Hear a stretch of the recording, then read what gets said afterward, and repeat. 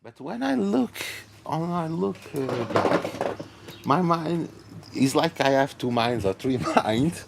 On the back, there is a big building that was being constructed. When I was thinking, now I don't thinking nothing. I'm not thinking nothing, and suddenly I look behind, and my mind have created a big building about life, about things. How I deal with that? Well, you have to find yourself, you have to find your mind not behind but in front. Let me tell you. So you look behind and the mind is, building up all this stuff.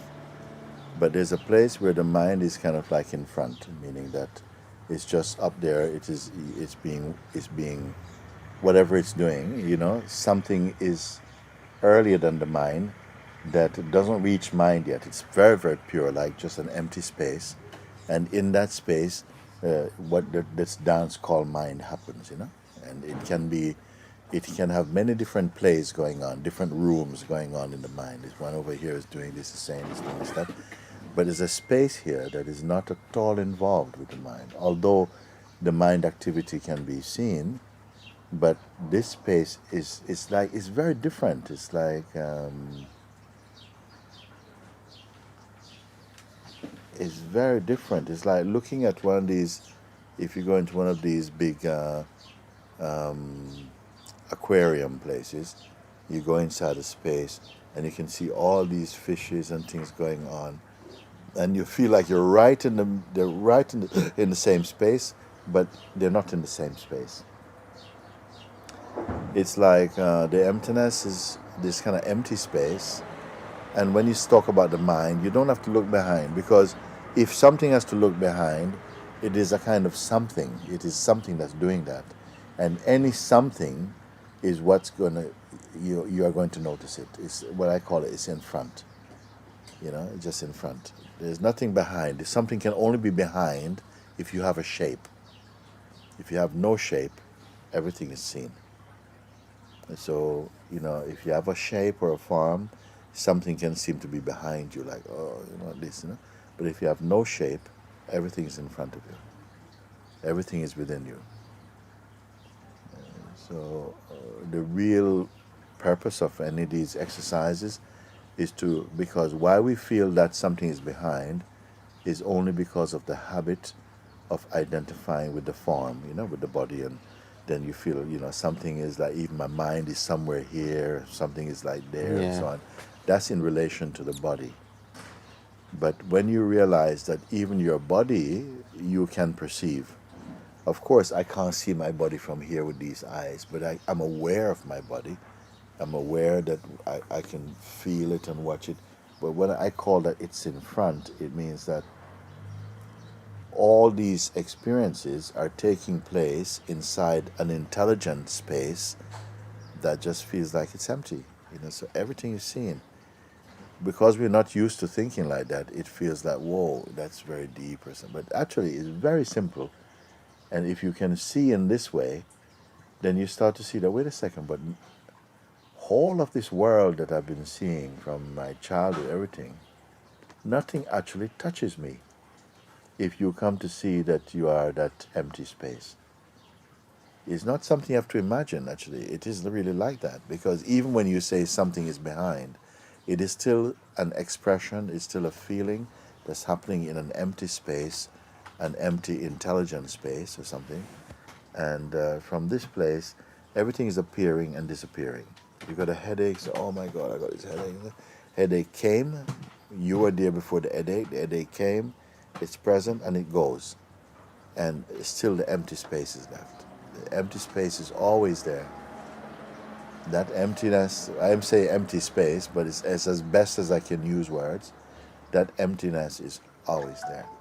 The more you get used to it, because sometimes you think that you're looking at the empty, but actually you're looking from the empty, actually. And the more you get just, whoa, wait a second, my God. Like everything becomes like a tourist. Everything is a visitor. It's just a feeling, a thought, a sensation, imagination, memory. Everything is in front. Everything is perceived. Everything you perceive. And everything you perceive, it comes and goes. So I advise the people, don't get attached. You can observe everything, but don't combine that with a sense of self, and don't go into a shape. It takes a little bit of practice to keep remembering that. But as soon as you start to discover the beauty of it, it gives you, oh my God, it's like you you are kind of everywhere, but you're still in the body. But it's very different, very different. Then you don't think there's anything behind you. If you have no shape, there's nothing that's behind you. You know, there's not even anything really, really in front. There's just things coming up. So I found myself saying recently that everything that appears or to happen, everything that appears in this infinite expanse, which doesn't appear. But I use other words that says everything that happens momentarily in the immensity of the non-happening. And if you can reflect on any of these kind of things, it will keep showing you that, wait a second, the one constant is a thing which is no thing. Everything that is a thing is a variable, meaning it comes and it goes, and it is perceived to come and go. If anyone gets this, you see, like what I've shared right now is the essence of all the scriptures I tell you just now. The essence of what the scriptures are trying to convey, the highest scriptures are trying to convey, I'm sharing with you right now what it is, the essence of it, so that it becomes your experience. Wow, you know, because most things are trying to tell you about something, a shape, a movement, something conceived to be, sort of entertaining or something, some kind of object, some kind of movement, some kind of thought, some kind of feeling, some type of experience. Everything in the world. Nothing talks about the nothing. Anything can only be anything, and everything can only be everything because they appear in the no thing. The no thing is the constant, including it is the constant of it. You are that actually. Everything that appears disappears. You are already here before something appear. You watch its appearance, and you watch its duration, and you watch its disappearance. You know, you're still here. Who are you? You see. So it's very, it's always been for myself, in order to understand things, to try and find the simplest way to see them. Because I find if it goes complicated, then it goes into what I call mind. Then the mind kind of thinks it understands something. But in the simplicity, you can actually find, wow, but it's simpler than simple, because I'm not creating. I'm not using imagination, so there's nothing being created. Just noticing and being clear as to what I'm noticing. And who is noticing also? When I say I am noticing, I'm speaking as the emptiness itself. In the emptiness of myself, I'm noticing all these things appearing. Even the idea of myself, I notice in my emptiness. Even the idea inside myself, about myself, is appearing in the emptiness. It appears and it disappears. I'm still here. So even without an idea about myself, I'm still here. This emptiness is not anybody's emptiness. Nobody can own it. It is this emptiness that is unchanging. In fact, it's not even emptiness. It's a good word. Emptiness is a good word. It's a very powerful word. Why? Because it's not a thing. No thing can be absolute. Everything is relative. It appears and disappears to the perceiver, who is this perceiver? Does the perceiver have a shape? Why we can't perceive the perceiver is because the ultimate perceiver has no shape. It is not any form. And the mind is not programmed to acknowledge something without form. You see? The mind is always is like the instrument for measuring change and to interpret, to translate, to imagine, to change, to project, to desire. It can function like that, but it needs something with quality to kind of measure and to play with. But it cannot do that with emptiness. In the emptiness, the mind vanishes, you see. Because he has no work to do. What can mind do with emptiness? So if you discover you are the emptiness itself, your mind cannot trouble you, you know. The mind can only trouble the idea you have of yourself. The idea you have of yourself is a thing. And if you believe in the idea you have of yourself, you become the idea you have of yourself, and then the mind can come and it can play with you. You're stupid, you didn't get it wrong, you're not good enough, and you missed out, you were born in the wrong place, and so then, and this is the idea of yourself, because you're emptiness. And emptiness took a shape, and that shape became a person. And the person is the one that becomes the victim of the mind. And the mind is telling you, but you didn't show up on time. No, you're not good enough. And yes, you got it wrong. And oh no, please help me. And so the idea you have of yourself is living the life based on ideas it has about itself. Watched from awareness, but not being aware that all this is appearing in awareness, and it has no fundamental reality. It has no fundamental reality. It's all just it's like trying to capture some incense smoke and try to show someone what it looks like. It's just momentary. This is what I've been trying to share for so long, but very few people get it, because we have an earlier concept that you're starting from the place of being an objective entity, and the objective entity is too dense. It is too complex to understand, to see something so simple. You see, this is why Papaji told me, if I will know the truth, I had to vanish. What he really meant is you have to be empty of you. But my mind is thinking abracadabra, but you had to be out of your way. You're standing in your own way. What it means, you have taken a shape. And by taking a shape, the goal is the shapeless. Only the shapeless sees everything. You see? And knows it is nothing. You see?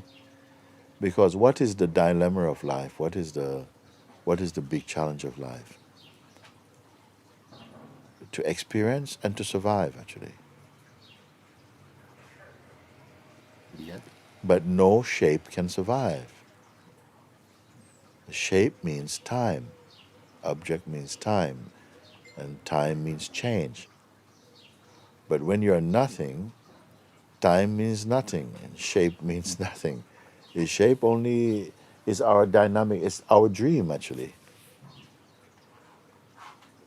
We think that you dream that you're nothing, but actually you dream you're something. You're actually nothing, dreaming you're something. But to the mind, that sounds, oh, horrible, I want to be something. It is like that. Yeah, what I'm sharing with you, this is totally fresh, actually. It's like God is sharing something with his own manifestation or something like that, including we are all of that. We are the thing, and we are manifesting ourselves in form. And that the form is fine. I think, don't curse the form. The form allows the movie to be played. The one who best enjoys the movie is the one who's formless, because it doesn't interfere with it. You just enjoy. But the minute you interfere, you take a shape. You start to say, yeah, but I like this, I didn't like that. You take a shape as the one who likes and dislikes. That is the secret, you see. But before you can really take the full measure of this secret, you have to deconstruct your identity. You have to see it, you have to see it, that it's fine, it's a shape that's created by the God dream in the God dream, our sense of who we are, but it is not a fact, it is really a fiction. And if we are deeply attached, we being who? Being the emptiness self, actually. If you become attached to your own self-projection, the identity of the body, then we'll have a great fear of losing the body. But you're always losing this body. This is not the body you was born with. It is constantly and there's no cell in this body that was here originally from your mother. It's all been renewed and renewed and renewed. Your thinking about yourself is renewed and changed all the time. You're not what was given birth to. Even in your form, it's just memory and sentiment, and there's obviously some genetic information that continues. But like your parents are the parents of your form, and somehow sometimes conditioning.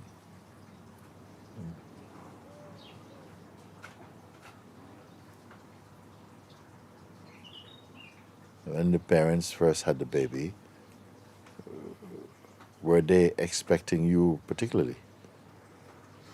So it's going to be a girl, but I don't know what it's going to turn out like. Nobody knows. How it's going to turn out? It's going to turn out like how it turns out any moment. It keeps changing, There's something inside that child entity that and growing, all that is aware of all these changes, it's aware of them, but it is not shaped by them. This is what the sages, they discovered that. Or rather, when they discovered that, they became sage. You can call it that. Meaning the one who sees, the seer, the one who see, mean one who really understand that, but not merely an intellectual understanding, a very profound understanding which changed the way that we experience. And everyone is the same, actually. The DNA of every form is an emptiness. It's not a fault, actually. It's a play. It's not a fault, it's a play. That just in the same way that all the beings who exist in the ocean are wet, all the beings who took form gets conditioned into believing that they are the form. It's just, nobody's to be blamed. There's no blame. It's an exercise. It's God's play. None of the beings can exist without the source. The source is the source playing.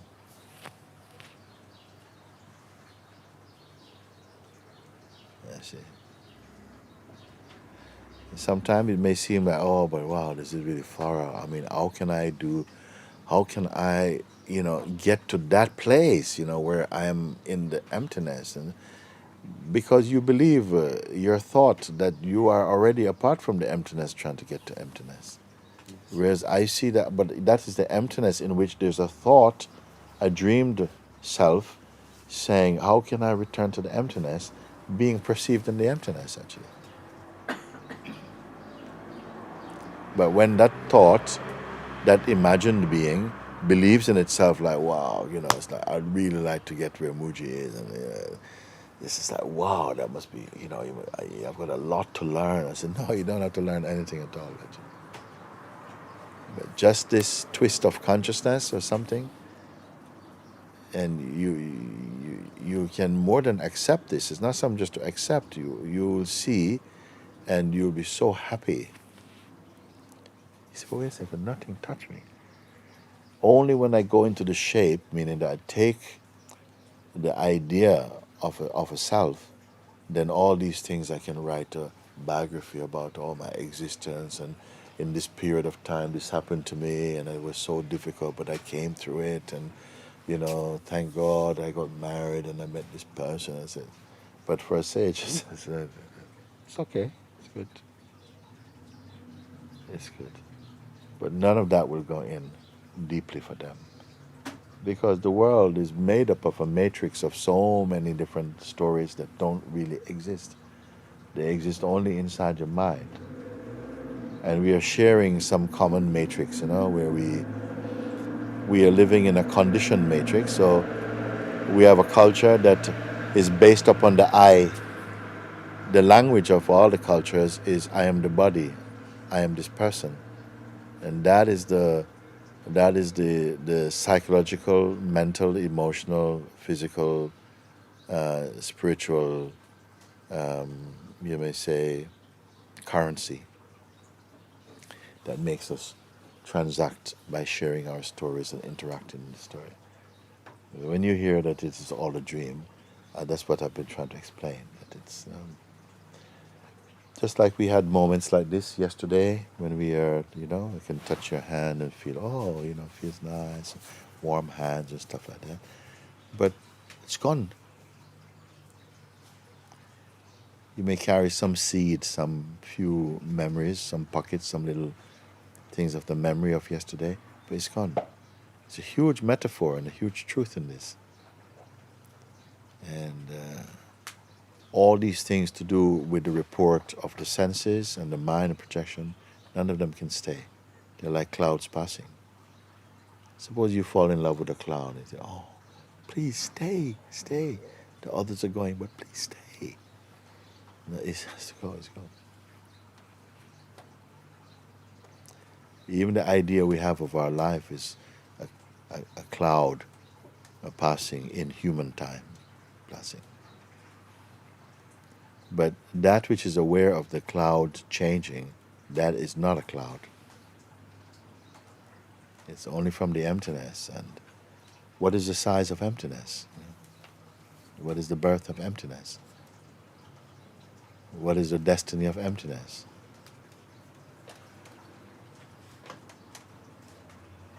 Where is heaven and hell for emptiness? And yet in the human psyche it's very difficult to, because a deep conviction is inside the human expression of consciousness that clings to the form, and the form becomes our blindness. But the form is innocent. It is very necessary to have the experience of the dream and even the experience of awakening. Awakening takes place in the emptiness that is never sleeping and is never awake. It is always pure.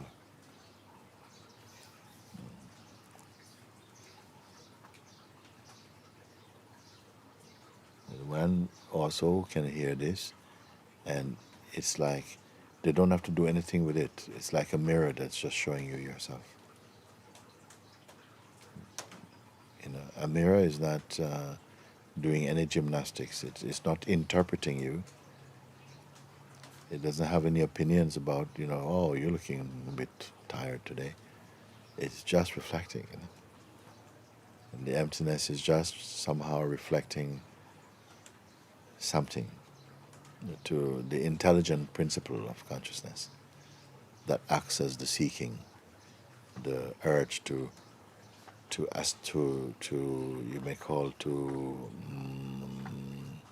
evolve, maybe, to grow, to attain, to reach something. What is it trying to reach? All of us seem to be in this drive, this momentum of evolution. Where does it go to?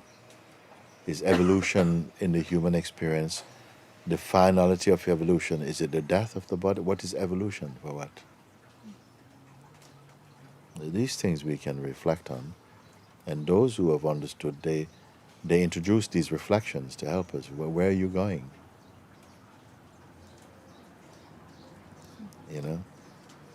Today you're living in answered prayers about yesterday.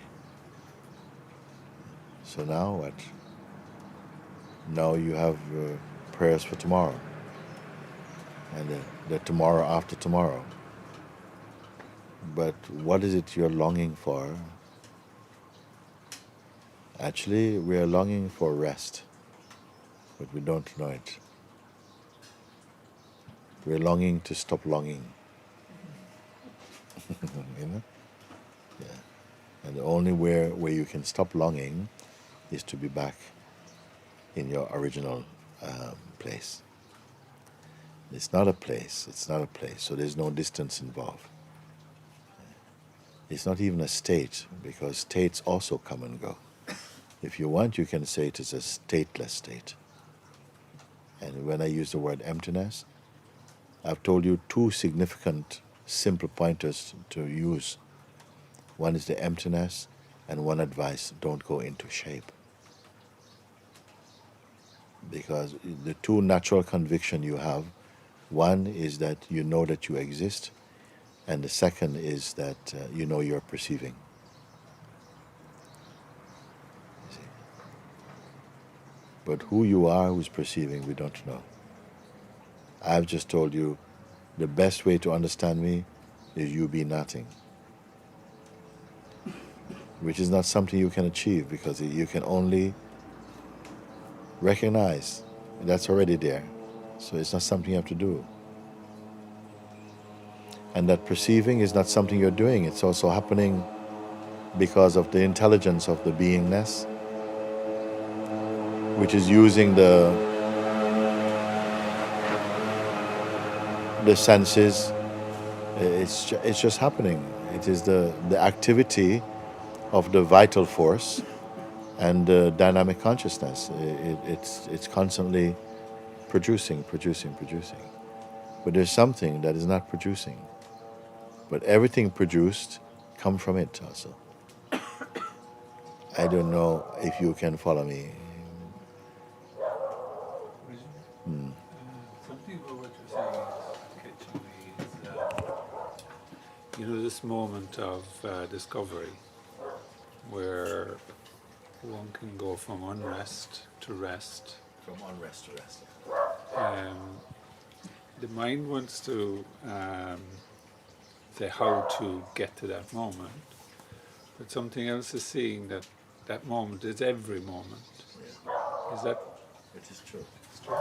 It is true.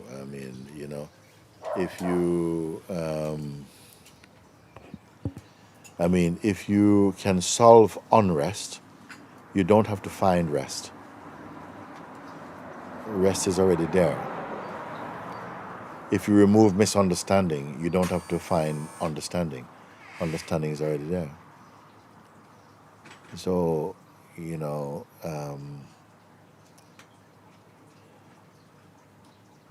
again, because we give so much importance to going to the belief in concepts also, which is unavoidable, because we already took the shape of one concept, the shape I am this person. I am this, but nobody knows what this is. We take it to be the body and our conditioning. But I am this, or I am that, or that I am, is not relating to the body and to the person. It's relating to that emptiness. That's simple language, There are others who maybe describe this in a much more complex way to try and bring. I think it's enough to say it's emptiness, actually. Beyond the concept of becoming empty, or even the concept of emptiness, it is there. It doesn't call itself emptiness.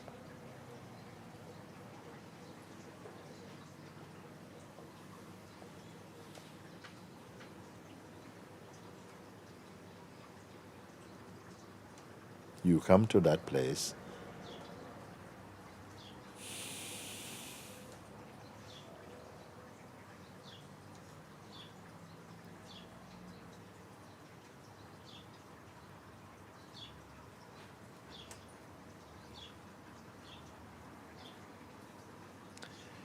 it is the only place where there is rest.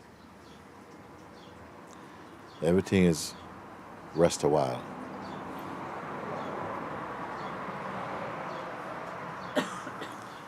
This is so rest that even the word rest drops off, meaning it's a natural state. You will only enjoy that in nothingness. Emptiness, nothingness, empty. When our culture does not appreciate what is called emptiness, it's like they say it's like negating, it's dry, it's nothing. And because we take ourselves to be something, we are attracted to somethingness. So sometimes somethingness is the only way in which you can suffer. You have to suffer until you're at least open or curious or available to become nothing. Not everybody can go to nothing, because there's something in the psyche that equates nothing with non-existence. And so there's a doubt, a lingering doubt inside the psyche of human being that emptiness is a kind of death. But it's only death to the unreal. There's always some little doubt that, but if I totally let go, then maybe it'll be boring. Nothing to do. If I reach the goal, then is there a goal after the goal? Then if I reach the goal, what's going to happen? I'm just going to just sit around. I mean, there's nothing to do. Because here people say there's nothing to do, there's no place to go, there's not. Oh, that sounds horrible to the aspiring soul. You know? So only the one who has gone to nothing, and everyone is really being trained towards emptiness, to take little sips at a time, so that you can become reacquainted with what you are. You see, we have to take little sips at a time to get reacquired, because then you say, but this feels really good actually to be empty. Then you appreciate it. Then the mind goes, yes, but what's going to happen? But you know. So it takes time to stabilize in the timeless, because of the habit of, giving such value to the concept of time and need and change and the attraction to the senses, sense pleasure, and the use of imagination. All of these things is the pastime of the being in its expression as humanity. So very, I say simple,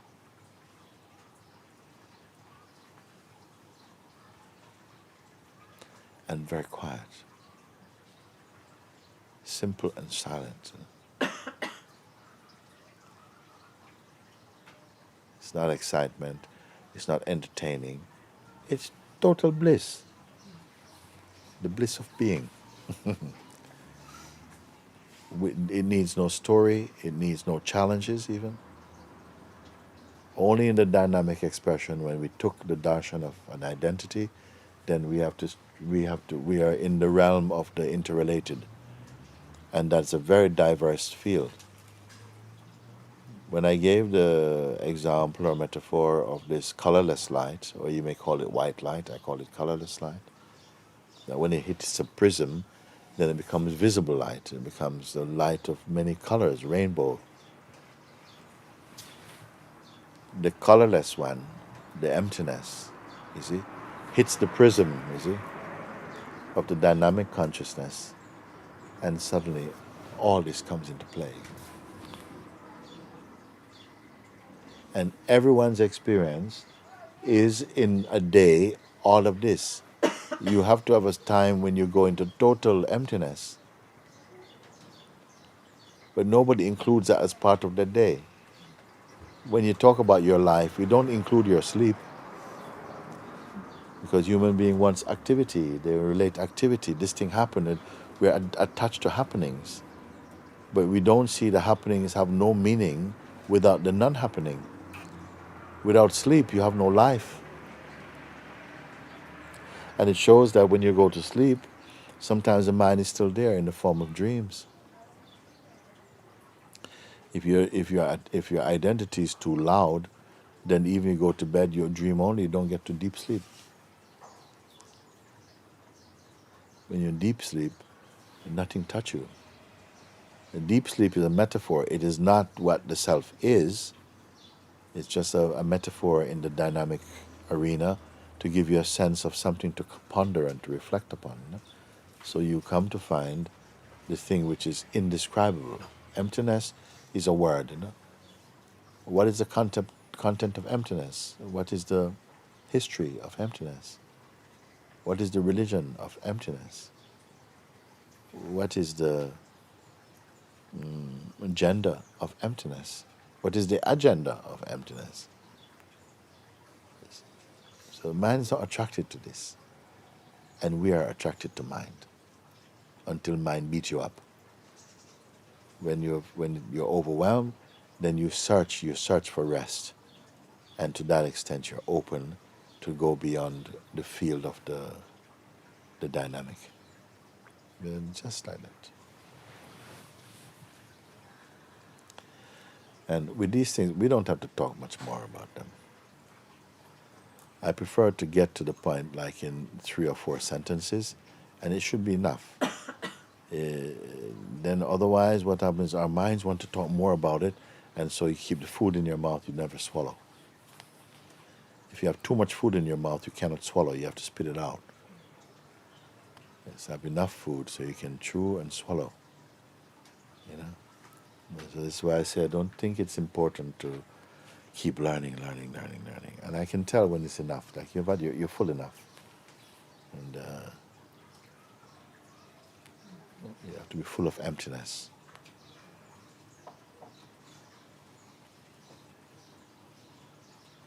Okay.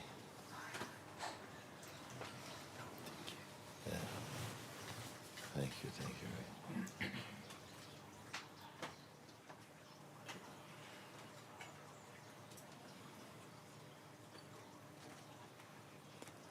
One last thing, you see, just to remind you not to be afraid, because in the emptiness, your powers are much more diverse. You're not a stranger to anything at all. But as soon as you become something, you become sort of conditioned. And you have to relate to things within the groove of your conditioning. If you stay shapeless, it's like you can relate to everything. It's such a wonderful discovering, And it is never boring. Except if you let the mind come and says, but it's a bit boring. And then that's belief. So you always have to somehow have to use your discernment sometimes to just, to discern between the serpent's voice and your natural knowing. And that exercise is very, very good, because gradually you come to just to detect it so quickly. And if you catch him quickly, after a while he gives up. Like, he won't come. Won't come. He will only come if it can be hidden.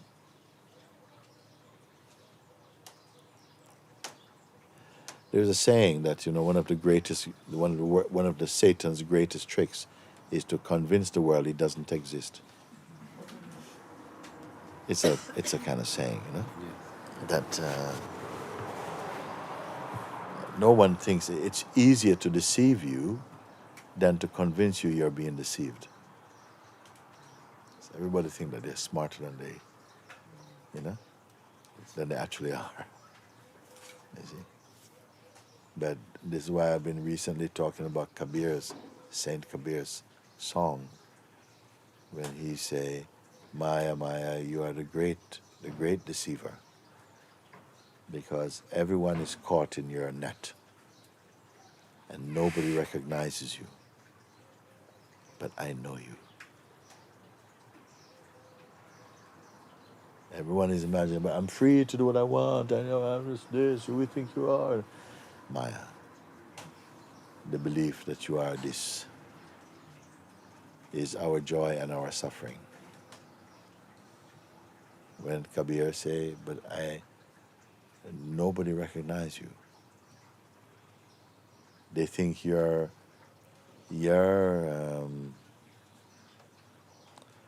spell, they believe is their wisdom. So everyone is trapped in your net. But I know you.